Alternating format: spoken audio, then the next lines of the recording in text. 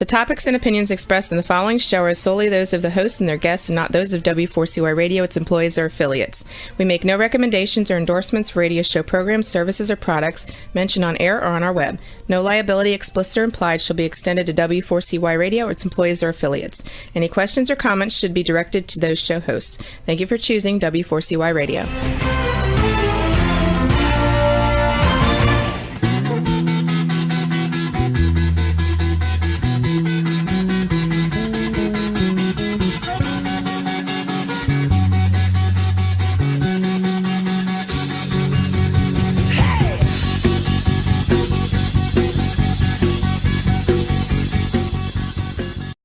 Welcome to the Camping Show. I'm C.W. Getz. It's Wednesday, August 20th, 2021. We have got a 72-degree hazy, kind of drippy morning here in Chicago, and it's supposed to be really hot again and keep the humid and not my favorite weather. I don't think anybody loves the humidity, but it is what it is. It's summertime and all is good. So today's episode is sponsored by Campground Views, making camping easier, and by Rutabaga Paddle Sports, providing time on the water. Today's episode is King of the Kayaking World with my special guests, Dane Jackson and Dave Lindo. 23-year-old Tennessee native and three-time Freestyle Kayak World Champion, Dane Jackson grew up traveling the United States with his family in an RV. He was homeschooled by his mother while chasing kayak competitions with his father, Eric Jackson, who was a world champion freestyle kayaker, Olympic paddler, and also founder of Jackson Kayaks in 2003. Dane dominated almost every junior world title early in his career, and by 2011, he started winning pro-level contests, including the Whitewater Grand Prix and the IFC Freestyle World Championships. Dane has been featured in magazines like Kayak Session, American Whitewater, and Rapid Magazine. He's conquered numerous titles worldwide in places like Pakistan, India, Mexico, Chile, and China, among others, thus accumulating more than 80 first-place finishes in freestyle kayaking competitions. Dane and his team continue to travel the world competing while remaining involved in the family business Jackson Kayak.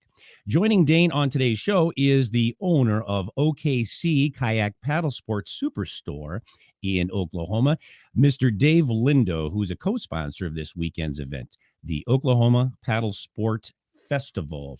And with that, welcome to the show, Dane and Dave. Thanks for having us. It's going to be great. Thank you. Thanks for, it's going to be a good time. How's your weather there? Better than ours? Your weather didn't sound that bad to me. I don't know what you're talking about, but yeah, the weather's great here.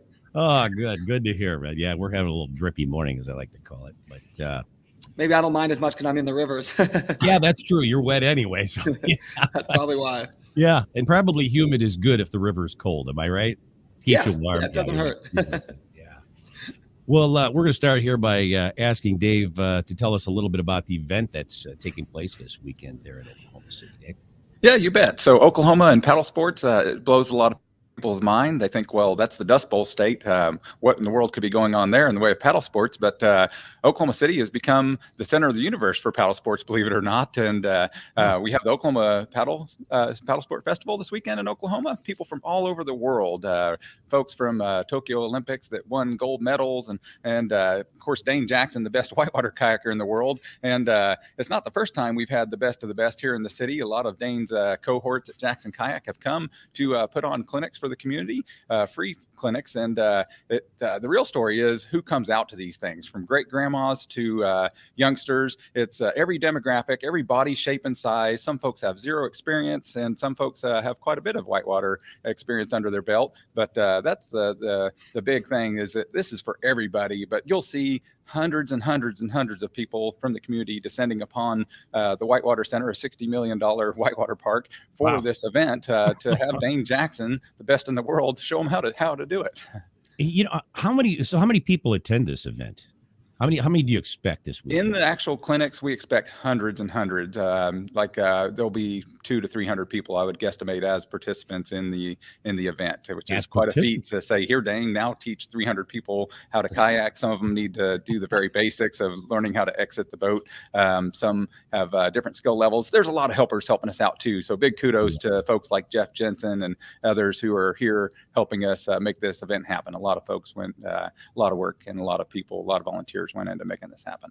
Excellent. Well, you have people from Tokyo, you said, coming in this? Yeah, a lot of the folks that were just on your TV screen a week ago at the Tokyo Olympics, the gold medalists, silver medalists, bronze medalists, they're here as well, both flatwater and whitewater. Wow. But it's a pretty special event. They're literally the best of the best here to compete in different events and to help put on some clinics. Well, that's very impressive. You keep some interesting company, some really big celebs there, Dave. I love it. Absolutely. I'm feeling like a rock star here. Rock star, exactly. Well, speaking of rock star, Dane, here, growing up, you were influenced by the best in the business, like Clay Wright, and of course, your dad, Eric Jackson. What advice would you give someone who's thinking about getting into whitewater boating and wants to find an excellent teacher and mentor, like yourself, right? I mean, in the end, like you mentioned, I did have it didn't hurt having like the world's best kayaker, world champion, and all of that, having access to that as my dad 24/7, having that kind of coaching didn't hurt. That being said, doesn't mean that there's not tons of incredible coaches all over the country, all over the world. The easiest way to really try to find a way, one, just go kayaking more. The more places you go, the more opportunities you might have to run into some people that could help you push you further. Even if it's not you and your friend, maybe there'll be people at your local kayaking spot that are a step up from you and could always get pointers. I mean, the thing about kayakers, it's like no one's ever in like serious training mode. Everyone's willing to help out at some point. But also there are very few places that you're not at least surrounded by some form of kayaking club or classes or whatever it is. If you do any Google search or anything in your area, you're more than likely going to come across at least one person that's like, I do classes during this time of the year, or this type of classes, beginner, intermediate, advanced, whatever it is. And there's also a lot of pro kayakers these days. They're actually doing traveling classes. Like there's a few kayakers that are like, we're going to take you to Mexico, handle all the logistics. You just come and you can do little waterfalls, big waterfalls, whatever you're trying to do. So it just takes a Google search, and I guarantee you're going to find someone that can really help you push your kayaking. Very cool. Very good. So really just be involved. Just go out there and do stuff and just meet the people. That's great. They're not going to come to your house. No. I mean, they might if you pay more, but your living room isn't where you're going to find the access to them. No, besides the computer. The fellowship in kayaking is unmatched, and it's a team sport. So you got to have a good crew. And so naturally they want you to go with them to be on their crew, and they'll be there for you. So it's a great team activity. That sounds great. It sounds like a great community. I mean, it really does. Dave, the creation of whitewater parks, both the man-made type and also the in-stream type, are really very popular these days. To what do you attribute the growing interest in creating so many of these new whitewater parks? So it is amazing, take Oklahoma City, a $60 million whitewater park, and we pinch ourselves like, how could this be? But I think it's return on investment. The city leaders and such, the folks that are maybe donating money to the causes, they say, well, look at this. This is some of the best dollars, return our investment for philanthropy or tax dollars of anything we've done, just because the participation rate is huge. More people kayak than play soccer, believe it or not. We got a soccer field in every corner here in Oklahoma City, but more people kayak than play soccer. It again goes back to the eligibility. You can play soccer so many years and then you're kind of done. But kayaking, you can do it from infant to, the end. It's we just said one. Just had a gal that was 89 years old that departed, but our oldest paddler was 106, and it's something everybody can do. Yeah, that would have been a great story as well. We had a 106-year-old paddler who was at one of these events and paddle with us on a regular basis. Were they doing like this like hellacious whitewater like Dane does? Or she was not doing extreme whitewater, but this other gal, the 89-year-old, she was doing a little bit of everything from rivers and lakes, 9-day trip on the Aegean Sea in Greece, just real ambitious, and she would often go on her own out there as well. So that is amazing. Absolutely. Real quick here, I'm just going to read a couple. Wilderness Canoe Association. Hi, Dane. Cool Quest. Good morning. And Susan Gustafson, Robichaw. Morning, cuz. Okay, yes. So from morning, Florida. everybody. Yeah. Dane, hey, let me ask you, now that extreme slalom, easy for me to say this morning, slalom kayaking has been an Olympic or become an Olympic event, do you think we'll see increased enrollment in the kayak programs like we see with gymnastics, after the Olympic Games, stuff like that? Do you think that's going to be, bring about more involvement in the kayaking programs? I mean, in the end, any exposure brings more opportunity for people to be interested in the sport you do. The more it's going to maybe show up on TV or more people in local programs. Maybe they'll want to involve whitewater kayaking even more, since there's another aspect of kayaking moving towards the Olympics. It also doesn't hurt that aspect. Instead of being a longer, glass kayaks, you're going to have plastic kayaks, more mass-produced kayaks. Like a lot of the kayaks that people are racing in that extreme slalom are actually boats that we use all over the world and in my kind of style of kayaking. So maybe those kind of things being a little more intertwined will maybe increase people's interest to try it as well. And so yeah, any exposure really showing off the sport, it's like, it doesn't hurt. However people find kayaking, whatever way it is, if they find kayaking, that's great. Yeah. Hey, let me ask you, have you ever thought about being an Olympic, Olympic paddler yourself? I mean, being an Olympic competitor? I mean, it's always interesting. It's always there. I think it's incredible for anyone that gets to represent their country and go to the Olympics. Yeah. And my dad went to the Olympics in '92 for slalom. And, I have a lot of friends that are Olympic athletes. It looks like an incredible experience, and it's super impressive to anyone that gets to go there. Yeah. In my mind, it's always, the tough part for me has always been that I kind of it's hard to, something so far away. I prefer to really focus on what I barely can plan a month ahead. And if I wanted to go to the Olympics, I would train as hard as possible. And I'm confident that I would be able to do it. But yeah. I also really like being able to kind of, I'm going to go do freestyle over here. And then the next day I want to go fly international, go fall off waterfalls, and kind of mix things up and keep everything really exciting. And, the process of getting to Olympics, I think I would really enjoy and have a lot of fun with it. At the moment, it's not what I'm pursuing, but I think it's really cool for those that get to go. You mentioned I would train really harder. What would you do differently for training for the Olympics than like what you're doing now? Because some of this stuff that I've seen you do, wow. How much harder could you train, really? It's all different kind of training. I guess the Olympics, I would just need to. I would have to go back to practicing in flat water, like class easy whitewater. I'd have to spend a little while practicing with gates and flat water and get more gate awareness, more understanding of really how the slalom boats work. Like I have some experience in a slalom boat, and when I get in, I already have a lot of the fundamentals that my dad taught me growing up, and I watch a lot of slalom. But in the end, if I want to get to an Olympic level, I would have to train harder in the gym. I would have to get better in shape. I would also have to really spend a lot of time in flat water, easier whitewater, get better understanding gate awareness and really maneuvering through the gates. That way, obviously, I'm not missing them or hitting them when it's time to actually compete. And a lot of those kind of things combined on top of more on the water pursuing, like training just slalom. Like I said, I do freestyle, I do racing, I do waterfalls, and I might train a little far ahead, but I kind of take things one at a time. Like if it's race season, I'm going to be focusing on training on racing. If it's freestyle, I might train for a month before, but I'm focused on freestyle, where it's going to be a much longer process and a much more hands-on directly for the one thing only, and that is slalom. Yeah. Like if I did it, I'd need to commit to it, which it would be really exciting. But right now I'm still pretty fired up on all the other aspects. So that would be very, very focused is what you're saying on, just that this is my event and this is all I'm focusing on. Yeah. Yeah. He said he's going to go get in better shape. I'm going to leave this podcast and go do some push-ups. I'll be back. I know. I'm thinking, okay, so I'm seeing Dane going, working my biceps. Yeah. Yeah. I'd have to go train over there, but no. Well, Dane, you seem to be making an even bigger push than ever to conquer these seemingly impossible whitewater feats, like, for instance, your run of Malupa. The threat of serious injury or even being killed has to enter your mind. I mean, how do you deal with that whole?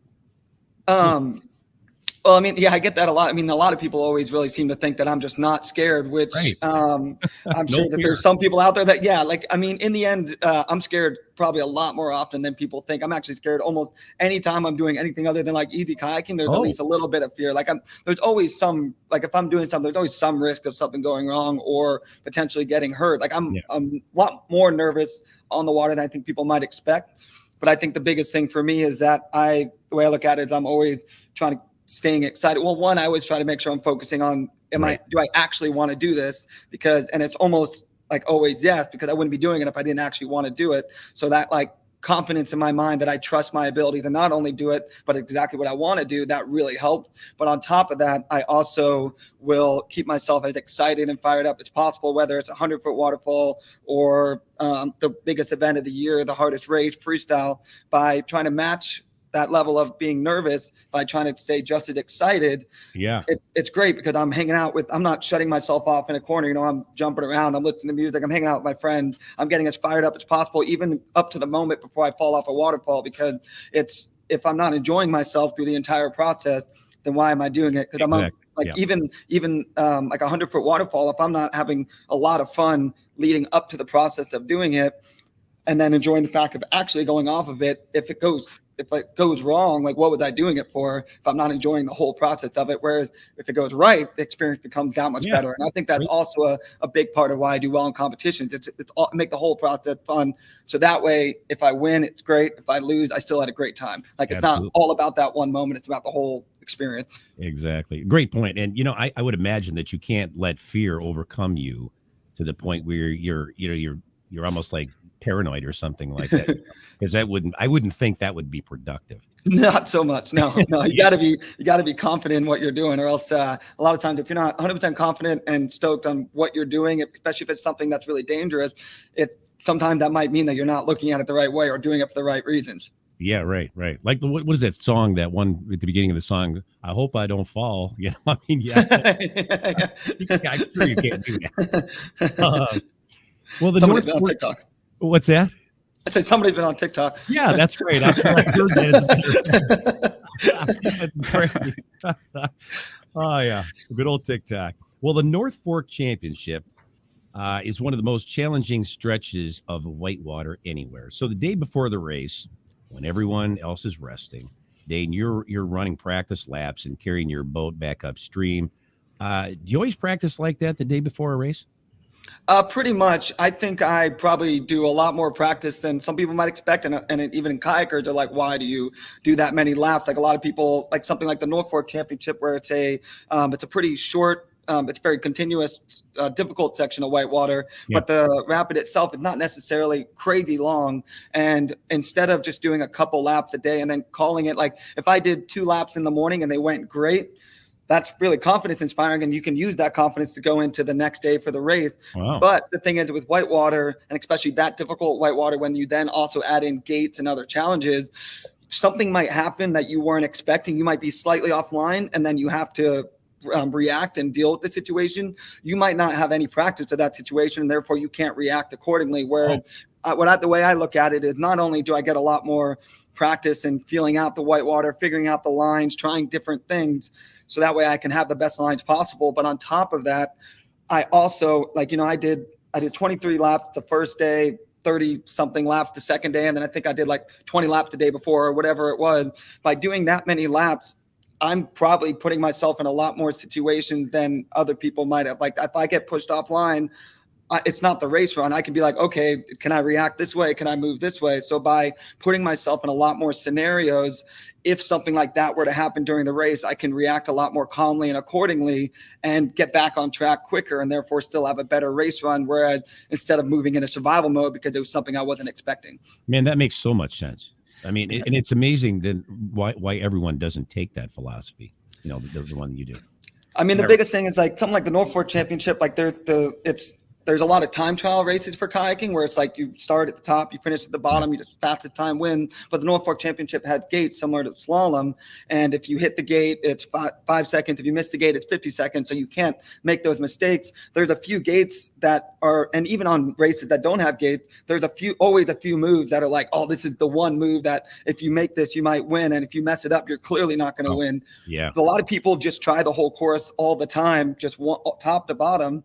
But if you get tired early on, which when you're racing, you always feel tired because of the nerve. If you don't practice each move individually, you won't be able to like know exactly what you needing to be doing. If the hardest move's at the bottom of the course and you do top to bottom every time, you're going to be tired every time you get there. Whereas if you practice just that hardest thing at the bottom, you understand, okay, if I enter here and do this way, I can have the best line possible while you're like, you really can practice. So that way, when the time comes, you know exactly what you need to do. You know, that's what makes you the Michael Jordan of the whitewater. I'm telling you that. I appreciate that. That's amazing. In a race won by hundredths of a second, he beat everybody by 4 seconds. Not a hundredth of a second, 200ths of a second. He beat everybody by 4 seconds, which is pretty huge in this whole high level competition. That's what you told me, and I was like, wow. I mean, it's not even close. Yeah. So that's amazing. I appreciate we got another message here. Wilderness Canoe Association. The Olympic slalom events are very narrow and would require developing specific skills. So yeah, okay, that was a comment from our. Yeah.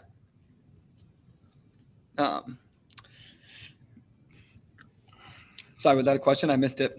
I'm deaf. CW seemed to have gotten lost in one of those things. He kind of has to pop back out of the water. What? Went into the rabbit hole. Yeah, it happens. But I found him. He's back. This is why I don't engineer my own show, because I just hit a button and cut myself off this show. No, it wasn't that. Nice. Yeah, so I'm reading the comments and hit the wrong. Okay, sorry about that, fellas. You're good. Yeah. Okay. Yeah, Dane, here's another one for you. It doesn't seem to happen here very often, but when someone passes you during a race, how does that affect you mentally? I mean, what's going on? What are you thinking about?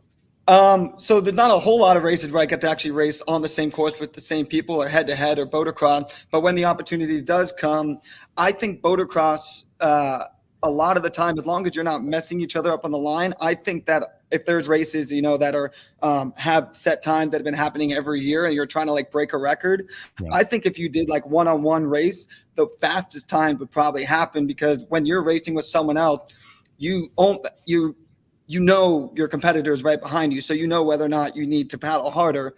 But on the flip side, if someone is ahead of you, you know you need to be working harder. Whereas when you're by yourself, you can be complacent, like, oh, I'm paddling hard enough, I'm totally fine. Whereas when you're racing with someone else, especially if they get ahead of you, you know that's the victory is in front of that guy. So you have to paddle extra hard or work extra hard and to make sure you nail your line. So I think the opportunity to race with another person is really exciting, because when you're in front, you control the pace, but you can't let your guard down because they're right behind you. And then if they pass you, you're like, okay, it's time to like go all out. The finish line coming soon, and try to make that pass and really nail the line. Yeah. So I think it's actually a lot of fun.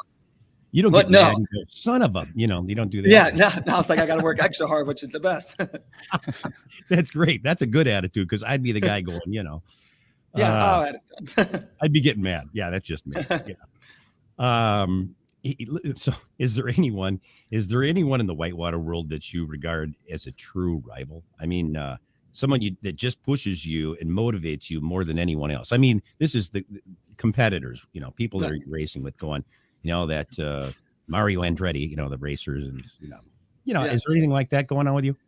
I would say that there's none in a unhealthy way. I would say that like I think there's like a nemesis or something. Yeah, no, nothing in that way. Kayaking doesn't. I mean, at least from my side, maybe other people don't feel the same way about me, but in my mind, there are people like certain kayakers that if I show up to certain events, I'm like, okay, that's probably going to be the person that had their best chance to beat me. So I need to train hard and make sure I can paddle better than them. Right. It depends on where I'm going, what type of event it is. It's all different. Some people are really good at one aspect and not as fast in another, whatever it is. There's a few freestyle paddlers, that if I go to the ICF event, if they show up, they're going to be the ones that not only will I be working extra hard to try to be better than them and be able to compete better than them, but I'm sure that they're doing the same. But it's not so much to the point that we're not hanging out or trying to give each other tips or like just literally just in the eddy, like talking smack. Like it's all fun competition, at least from my side. Right. Like I love competition. But I think what's really fun about kayaking is not only will I like to train with people that are better than me or can push me to be better at each event, but I love the opportunity to be able to train and practice with those people, because if we're all training together and we're all helping each other out to be the best possible, you don't want to beat someone that just wasn't good enough because they didn't train hard enough. You want to beat someone when they're at their best, and then you were able to paddle better. So by training together and pushing each other, we then try to get to as close to a level as possible, to maximum level during each event. And then it's all about who paddles best that day. Yeah. I mean, then you've really accomplished something. It's not like, no excuses. Yeah, he had a broken leg. No wonder I beat him in the race or whatever. Yeah, exactly. Yeah, I like to leave it down to no excuses. Like, I don't want to have someone say, it's like, oh, it's just because I didn't know to practice this one move. It's like, well, I could have told you, like, right.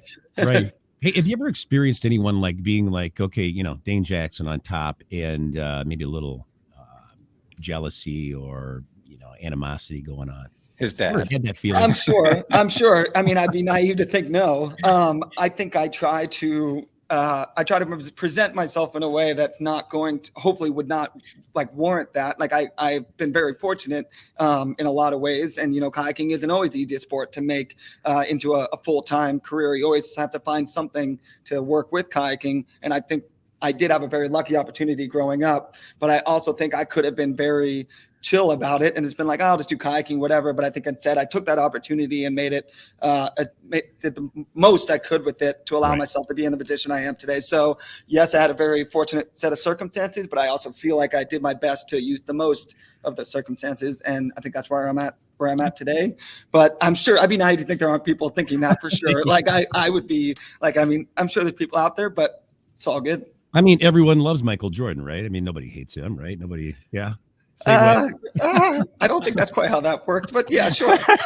They love him now that they don't have to deal with him on the court. That's right. Well, I'll tell you what, being a rock star and being number one, I mean, some people do get arrogant and cocky and all that kind of stuff. You're very much not like that at all. You're very, very down to earth, and I really appreciate that. So he spent last night at a 15-year-old kid he never met before his birthday party because he invited him to his laser tag party at the deal. Dane was his hero. He was ecstatic to get introduced. Instead of hanging out on the couch drinking beers, he went to laser tag, and he was very exhausted from 24 hours of traveling and this and that. But kudos, real solid guy. And still doing that. How cool is that? Very cool. Maybe I just wanted to go play laser tag. I wasn't going to. Could be. No, it was great. No, that was fun. It was a couple of the paddlers' birthdays, and it was fun to go hang out with them. I actually played mini putt, but it was good. I didn't win. I was sad. But that's probably even better for him, right? Yeah, exactly. Oh, that's awesome. That's awesome. All right. Well, we're going to take a break, but don't go away. We'll be back with more of the Camping Show on W4CY Radio and Talk 4 TV after these messages.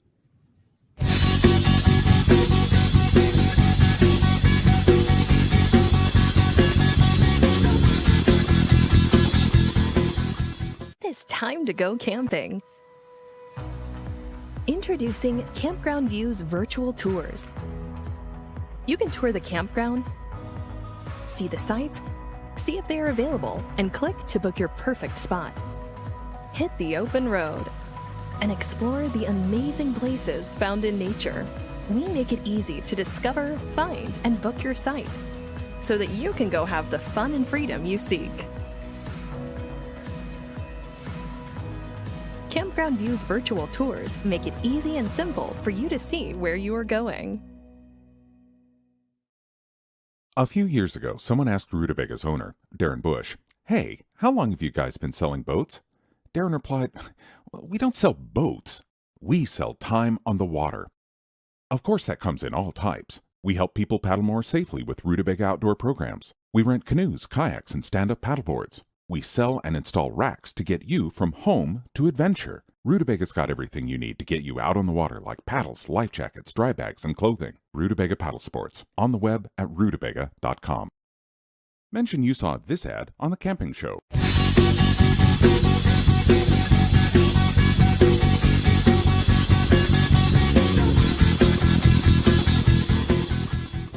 And we're back with our guests, Dane Jackson and Dave Lindo, here on the Camping Show. Dane, I got to ask you this, bud. What's the story with the red M&Ms?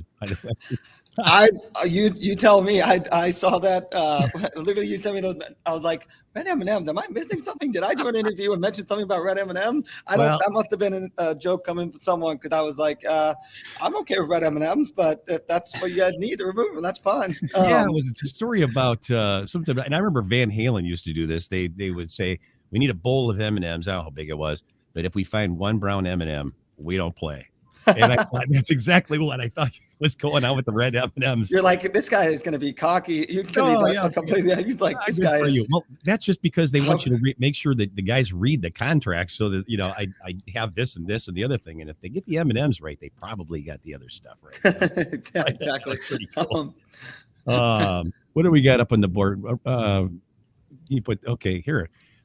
This comes from Rachel.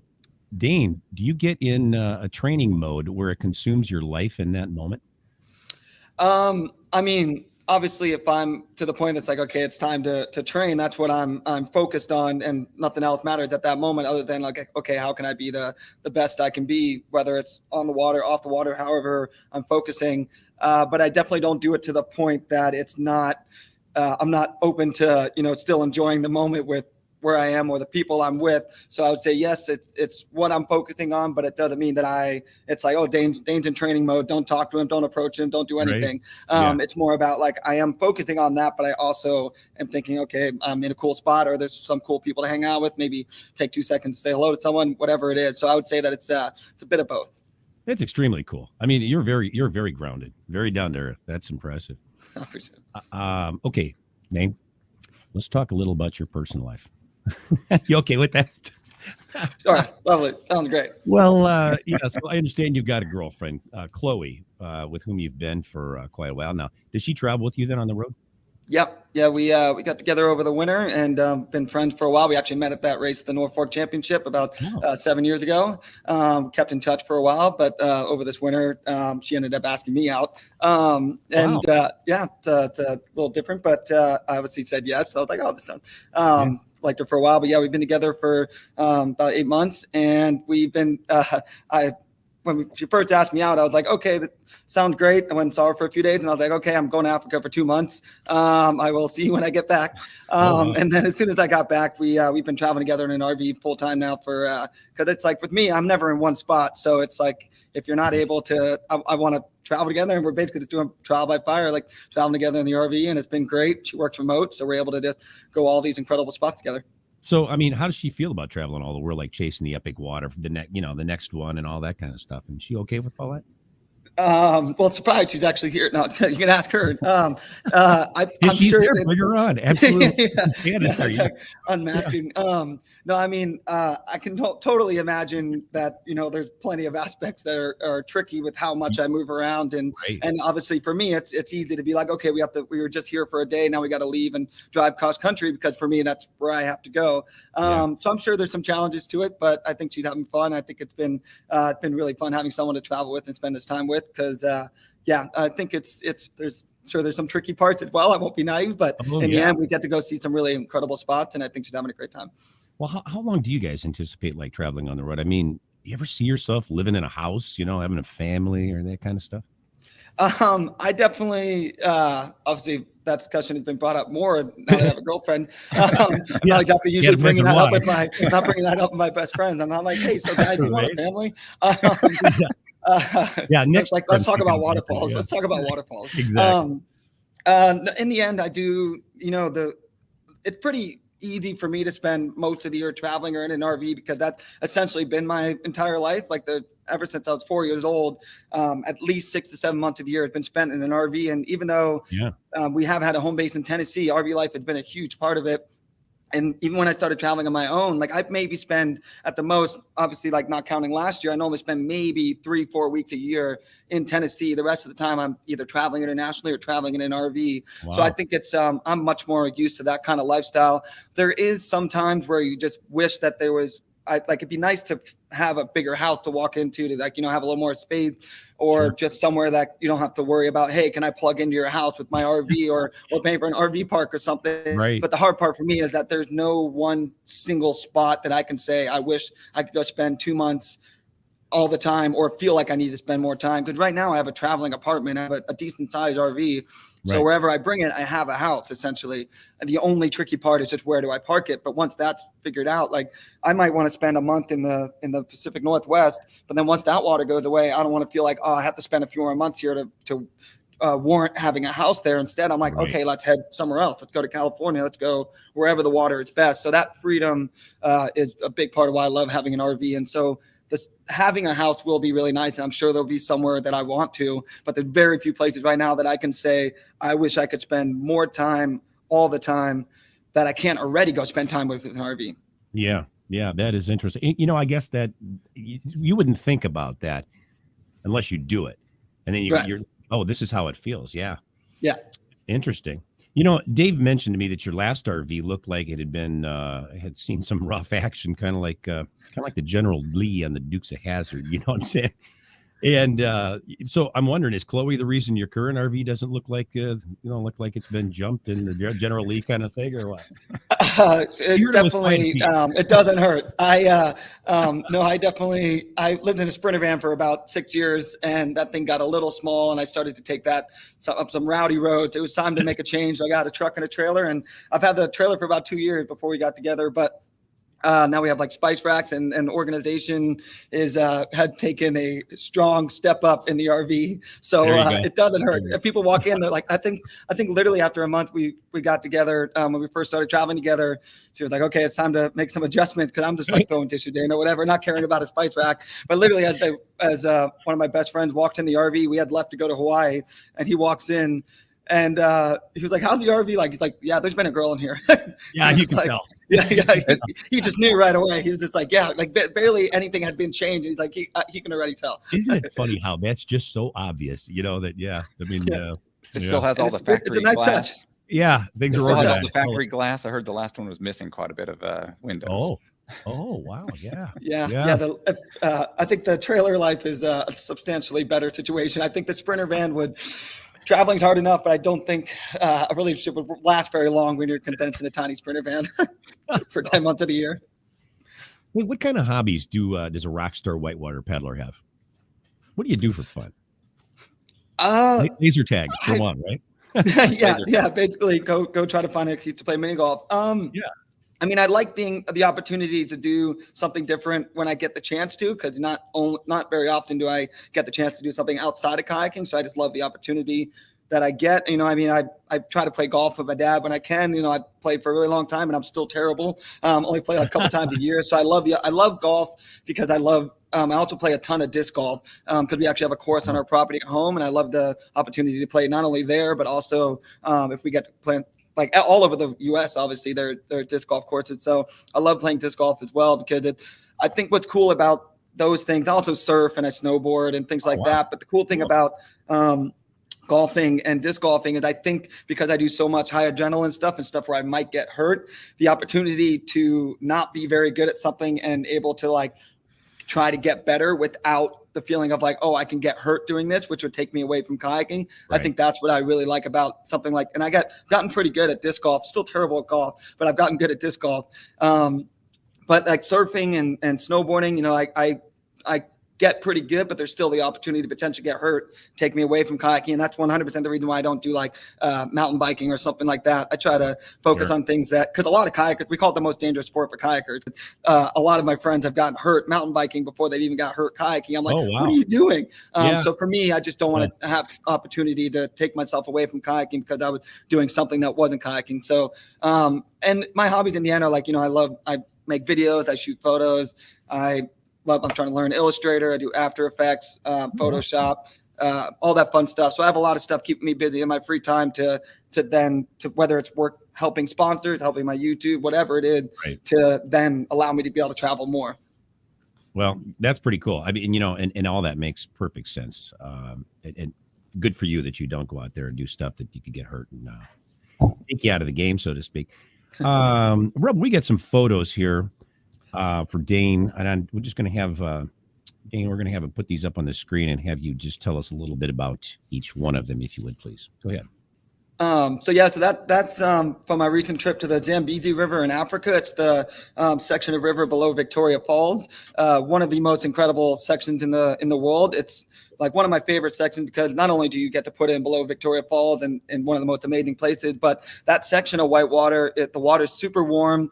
It is big water, but it starts at lower water and the water keeps getting higher. The white water does get bigger, but in the end, except for like a few rapids and a few lines on a few rapids, it's not the most intimidating white water, even when it gets really high. So it's basically just joy kayaking every day for about 3 hours every day. You have to hike in, paddle for 3 hours, and then hike back out. And it's one of the most incredible sections. And the cool thing about the Zambezi is it's one of my favorite places to paddle. But even if you're a class 3 boater, you don't have to be world class to run the Zambezi, especially at lower water.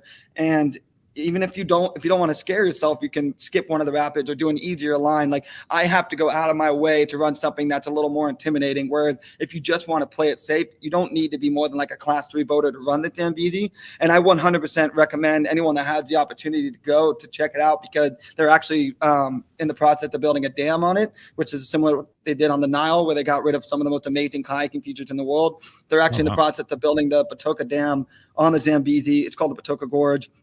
And they're actually, when that dam is done, it's going to get rid of almost all the white water in the Zambezi and pretty much eliminate the chance for us to really want to go there. There'll be like 1 or 2 rapids left. But right now you run about 23 rapids every day. And there's more downstream if you do an overnighter. But unfortunately, that dam will pretty much wipe out all of that and will completely savagely hurt, if not kill, the kind of the rafting and kayaking industry there, which is the 3rd biggest industry in Zambia is tourism. So I'm not looking forward to that being done. At 2025, it's supposed to be the projected finish date. So I highly recommend everyone check out the Zambezi. The logistics are there. It's not the hardest trip to pull off. It is really fun. Yeah, that's cool. What do we got here? This is actually Are you in this top? Where are you? This little tiny speck right up there. Top left there. Look for the pink boat. That's the easiest way to find it. That's right by that tree. I see you. Okay. Yeah. Yeah. So yeah, that was Rainbow Falls in Hawaii. That's one of my favorite. I ran that middle, the right side of the picture. I ran that line back in 2017, and then I'd always wanted to come back with more water and run this channel on the right because it just looked like an amazing drop. So pretty fired up to get to do that earlier this year. Yeah. And that's also on the Zambezi River. That's called it's rapid number 11. And it's basically almost makes a perfect barreling wave that we actually had always wanted to surf since I was a kid. And it just requires the water to be on its way up, and it requires the water to be pretty high. But it makes almost a perfect tubing wave that like surfers and kayakers have surfed. Yeah. And I'd always wanted to surf it growing up. This is as it's starting to form, but it gets much better than that. And it's really fun to finally get to experience that after watching so much footage. Looks like Hawaii 5-0. I love it. Pretty much. Yeah. I don't know why the quality on that one got a little low, but that's Alexandra Falls in the Northwest Territories of Canada. It's one of the few 100-footers that I've run. It's an incredible waterfall. That's the center of the waterfall. It's a super, super wide waterfall. As you can already tell, that's only like a quarter of it right there. The far left was actually the world record attempt back in like 2003. And it was, it's about 107 feet on the far left. And then someone actually held the record in 2008. Tyler Bront had the record on the far left, and then he went and ran Palouse Falls about 180 feet the following year. We still have the world record for that, but this center line got first ascended back in, I think, would have been 2017. And it's a really incredible waterfall, really about 110 feet.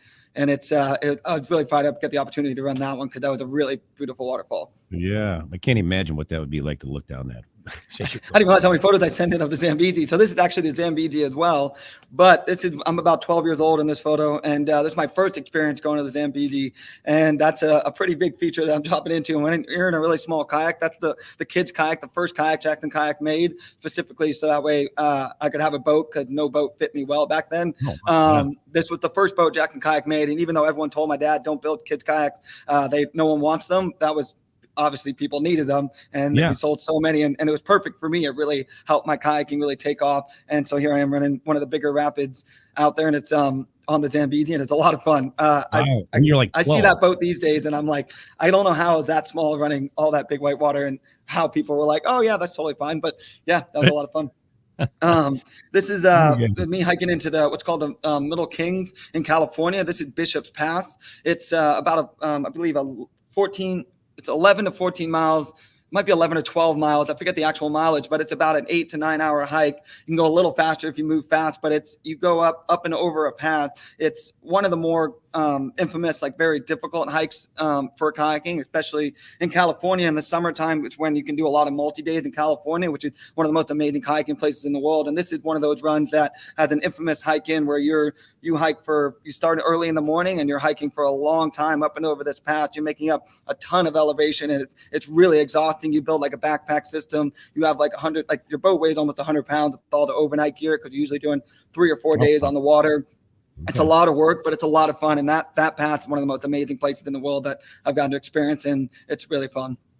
Oh, very cool. Very cool. Yeah. Then this is the Malupa Rapid you had mentioned earlier on the Indus River in Pakistan. Rapid, the Indus River in Pakistan has become one of the more like a lot. Even if you don't want to go there, you've heard about the Indus in Pakistan, and it's one of the most incredible gorges in the world, the Randu Gorge of the Indus, and it has some of the biggest whitewater and a lot of rivers, there might be one rapid that hadn't been done or whatever, but with this rapid hadn't been done before I ran it. And what's cool about the Indus is that even the world's best kayakers have gone there. And when they come back, the question you ask them is how many portages do they do? Meaning like how many of the rapids did they end up skipping? And even some of the world's best kayakers would come back and say they did 6, 7, or 8. And that's a lot considering how normally like a lot of runs, maybe a kayaker would do 1 portage, where this one was like 6 portages. And it's really incredible section of whitewater. And the year before I went, that number of portages, the lowest number on this section went down to 2. And then when I went, I put it down to 1 because I first ascended this rapid Malupa, which is 2 massive features back to back that even a lot of kayakers had seen and hadn't felt up to it. And I was there at a little bit lower water than a few of my friends had been there. So I think that helped a little, but in the end, still a massive rapid. And I saw the line pretty quickly and I was pretty fired up to do it. Yeah. He asked me to be his stunt double. He asked me to be 3 minutes left. Yeah, exactly. And this is Fleming Fossen in Norway. There's a very fun, like where I'm at right now, you have to be in that spot. And if you're anywhere off to one side or the other, like 10 feet off on either side, you'll pretty much land on rock. So that's it's a very tight line. You have to be very careful where you run that waterfall. You can't, it's better to be a little too far left than right, but it's a very stout, about 60 footer. And I've run that once and I think it's probably a one and done for me. Yeah, I would say so. All right, we got Dave. We're going to have to go a little through your photos a little quickly here, No but problem. we've got about 3 minutes left Yeah, total. so this is another picture from the Whitewater Center here in Oklahoma City, and it was one of the clinics that Jackson Kayak put on. They've been a tremendous partner in every aspect of kayaking, not just whitewater, but fishing, kayaks, recreational stuff. They're always doing something for the community, doing it at no charge to us or them, and a great way for folks to experience it with a pro at their back. So again, another one from the clinics. Some of these photos we're going to see as we go through them, just amazing. This fellow, he not only had never been in a kayak before, he did not know how to swim, and Dane's dad actually during the process of the clinic stopped the event, taught the guy how to swim, put him in a boat, and became one of their most popular posts on Jackson Kayak until their dog drove the RV into the lake. Until then, that one had like 250,000 hits, 250,000 likes. Another one at the center, massive amount of water, about $1,000 of electricity an hour to run those pumps. It's a research park, so that just keeps feeding the water back uphill. And there's a conveyor belt you can get on and ride back uphill. You never have to get out of your boat. You could kayak all day long and never have to get out of your boat to walk back uphill. So lots of great things going on here in Oklahoma City via the Whitewater Park or even Flatwater. Our biggest customer is folks that would just want to get out and enjoy nature or wildlife. That's our Tulsa, our Tulsa store is a big raft race that they were reviving after 20 years of not having this event. And we were going to make a normal raft like everybody else with car wash barrels and a platform. And I wanted to make it look like a car. My buddy's a big VW guy. He says, well, why don't we just take a whole car down there? So 12 kayaks, 5 people. When you turn the steering wheel, the hood opened up like Herbie on the movie. Smoke coming out the back, smoke bombs. They actually thought the thing was on fire at the start of the race. The news helicopter says, oh no, we got a problem. But then the smoke started turning orange and green and yellow. Oh, that's very cool. That's very cool. Well, appreciate you guys doing that for us in those photos there. Dane, where can our audience go to follow you and also Jackson Kayak on social media. All over the place, all the usual places. I focus more between Instagram and YouTube mainly. So like just Dane Jackson on either one. But Jackson Kayak also does a lot more Facebook and Instagram, and they also have a YouTube. So all the usual places you can follow either. I focus mainly on YouTube and Instagram, but in the end, you'll find us all over the place, and always trying to focus on putting out cool stuff. That's fantastic. Well, listen, I want to thank you, Dane, and also Dave, for being my guest here on the camping show this morning. Yeah, it was a pleasure having both you guys. You're awesome gentlemen. So let's go boating. Yes, let's do. Well, I'd like to thank our sponsors, Campground Views and Rutabaga Paddle Sports, for bringing you today's show. Thanks for tuning in. Have a great weekend. This is CW Gets reminding you, learn more, do more. See you next week.